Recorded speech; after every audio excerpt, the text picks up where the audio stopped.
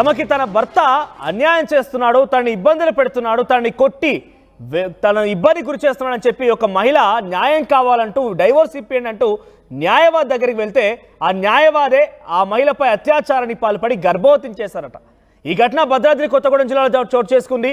న్యాయం కోసం వచ్చినటువంటి ఆ మహిళని గర్భవతి చేశాడు లాయర్. పెళ్లి చేసుకుంటారని చెప్పి ముఖం చాటేశాడు. విడాకుల కోసం వెళ్తే కడుపు చేసి పంపించాడు లాయర్ భరణి వెంకట కార్తిక్. హైదరాబాద్కు చెందినటువంటి యామినికి భద్రాచలం చెందినటువంటి ఒక వ్యక్తితో వివాహమైంది.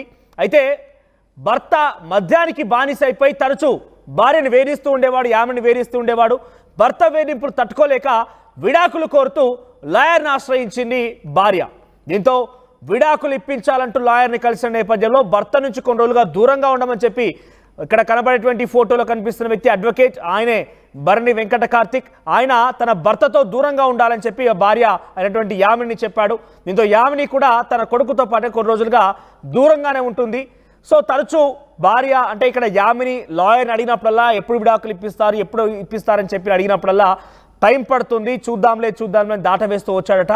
అయితే తన కోరికలు తీర్చాలి, తనతో నువ్వు గడపాలని చెప్పి ఆ మహిళ అయినటువంటి యామిని కోరడంతో దీంతో తన కోరికలు తీరిస్తే విడాకులు ఇప్పిస్తానని లాయర్ చెప్పాడు. పెళ్లి చేసుకుంటానంటూ కూడా యామిని వెంటపడ్డాడు ఆ లాయర్.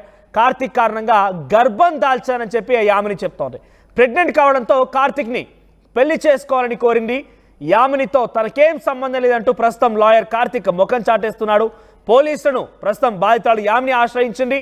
ప్రస్తుతం లాయర్ కార్తిక్ అయితే పరారులో ఉన్నాడు.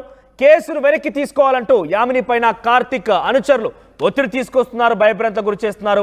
సో చాలా తీవ్రమైనటువంటి తన పైన ఒత్తిడి తీసుకోవడం కాకుండా చంపేస్తామంటూ బెదిరిస్తున్నారు కూడా.